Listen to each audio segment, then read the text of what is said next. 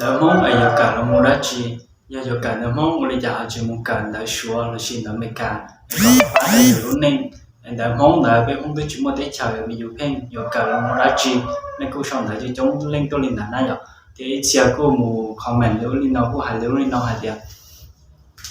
Thế có chia yêu li, có sao cho là cả thì xin mời cô chỉnh xong đời mong thế, còn nó cô chỉ bảo để yêu li cha nữa hay chỉnh chân đời mong thế, thì xin mời cô hay đón hết tiền đời mong nữa chỉnh chỉnh hình nè. Vấn đề ya thì có chỉ tao là mong có thứ hai chứng minh là chế rồi ya lu có cho mà chỉ hay thì có yêu hai minh gì cho họ đại mong nữ chuẩn rồi đạiภาษาอังกฤษthiết chuẩn rồi lu sửa thế nhưng lên đại có hai lu mong minh là thì có một cả đạiภาษาอังกฤษlà yêu dùng gì thiên đại sửa là yêu dùng gì thì lu lo là dạng cầu do thì có hai minh là thì có một cả trong ภาษาอังกฤษthiên đại sửa cũng dùng gì sắp là thế vì chữ li tu no từ J thì chỉ lùm lo chỉ mua lùm lo thôi để từ J ภาษาอังกฤษย่อ J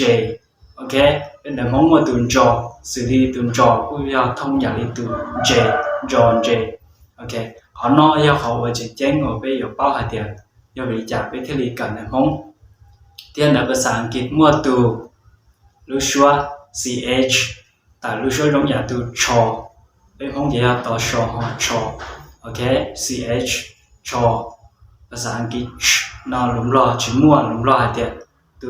chò là lùm lo với hạt tiền từ chò họ từ j nó là lùm lo với hạt tiền từ chò nên linh đạo họ nói do ý đán của bây giờ mong biết cần là ภาษาอังกฤษđể tao trong sắp lại ra thì có hai lục mong minh thế có báo hạt tiền trong lịch trả trong lịch trả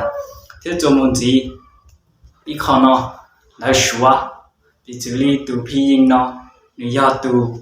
giống nhà từ xiao xí xiao xí xí nó là gì lùm lo chỉ mua lùm lo thì lấy hai giống nhà từ so xưa thế từ so sáng cái là thèn trong ta lý thế này xí thì xí ya thì mong chỉ ya so ya xiao từ xiao xí so ya xiao xí ok còn nói ya họ có tao biết ya thì có bao nhiêu mong là họ nói ya họ qua do bị đi trả nên thế thì giờ bao nhiêu mong ya thì có bao nhiêu mong chỉ đi trả thì trong sẽ cả nè giờ có tao nhiêu mong là chỉ là số những gì sắp là vì cho họ rất chua từ pi yin họ đời số này mua nhớ trò này mong luồng là tan trò ra thế này họ sẽ bao nó là chứ mà một luồng là trong này hạt tiền mua cho số nhớ trò này mong tan trò rất chua từ miền Tây ภาษาอังกฤษ